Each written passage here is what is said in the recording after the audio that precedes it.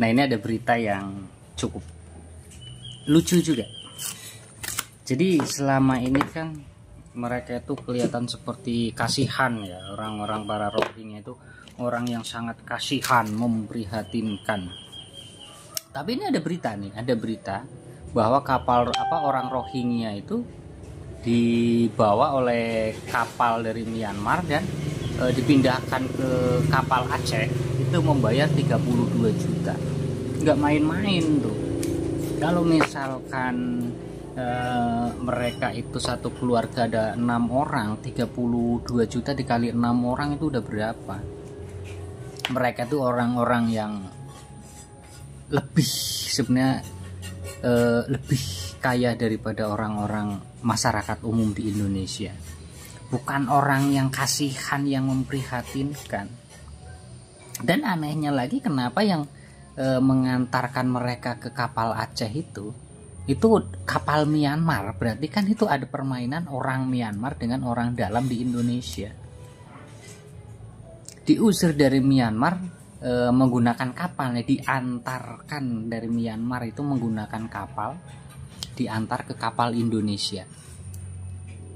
Berarti kan dari sana baik-baik dong, nganterinnya tuh baik-baik dong, nggak mungkin dipaksa, diikat, dilempar ke kapal, nggak mungkin. Baik-baik tuh dari Myanmar diselundupkan ke Indonesia. Yang aneh lagi nih, perhatikan yang kuning ini gelang sakti dari UNHCR yang bisa mereka itu dengan menggunakan gelang itu mereka bisa lintas negara dengan bebas karena jadi anaknya UNHCR hanya dengan gelang itu. Namun coba perhatikan di bawah gelang itu, di bawah gelang yang warna kuning itu apa itu? Emasnya aja segede-gede itu. Bukan nggak mungkin nanti di Indonesia mereka itu dengan mudah, dengan gampangnya mereka itu membeli tanah di Indonesia. Walaupun atas namanya bukan orang-orang Rohingya, tapi atas nama dari antek-antek mereka, orang dalam mereka di Indonesia. Misalkan orang UNHCR itu kan yang di dalamnya orang-orang Indonesia. Nah itu dia, atas nama mereka dibelikanlah tanah untuk Rohingya. Jadi pemerintah Indonesia pun tidak bisa menggugat walaupun itu tempat ditempati oleh Rohingya. Tapi atas nama tanah itu orang Indonesia yang membayar orang-orang Rohingya. Orang Indonesia itu sendiri, selondo irengnya itu sendiri dapat keuntungan. Coba emas sebesar itu berapa tuh coba harganya? Itu belum yang lain-lain. Belum harta-hartanya yang lain, itu hanya yang di tangan saja. Udah kelihatan emasnya segede itu. Nah, ini ya, kalau menurut dugaan saya, karena yang di Aceh banyak dikirim ke mana itu? Pekanbaru, Riau. Yang dari Deli Serdang diekspor juga ke Pekanbaru, Riau. Dan di Riau sudah ada pemukiman orang-orang Rohingya.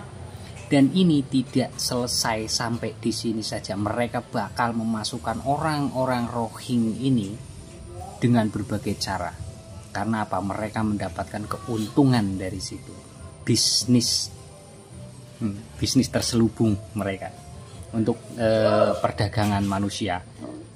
Itu kalau kata Kapolres apa Kapolsek kemarin di Aceh itu kan sudah jelas, sudah pasti itu perdagangan manusia. Kenapa yang ditangkap hanya orang-orang yang membawa kapal saja?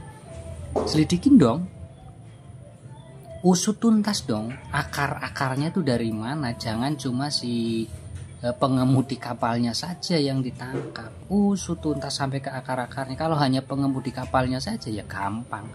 Orang yang bermain di dalam itu bisa saja nyodok, lepaskan mereka atau dibiarkan, tapi kan keluarganya dibiayai oleh orang dalam itu selesai juga. Kalau hanya ditangkap supir kapalnya saja bukan solusi. Dan UNHCR saya yakin ada rencana untuk membuat camp penampungan besar di Pekanbaru di Riau. Bisa-bisa dijadikan seperti yang di Bangladesh tuh. Nanti dari Bangladesh pindah semua ke sini. UNHCR enak dapat duit aja dari PBB terus. Untuk membiayai dengan alasan untuk membiayai para Rohingya, padahal untuk keuntungan mereka yang dipangkas saja berapa, misalkan dari atas 1 juta misalkan, paling yang nyampe ke orang-orang Rohingya untuk ngasih makan orang Rohingya, untuk gaji Rohingya itu paling 150 dari 1 juta. Tunggu saja, pasti bakal ada yang masuk lagi.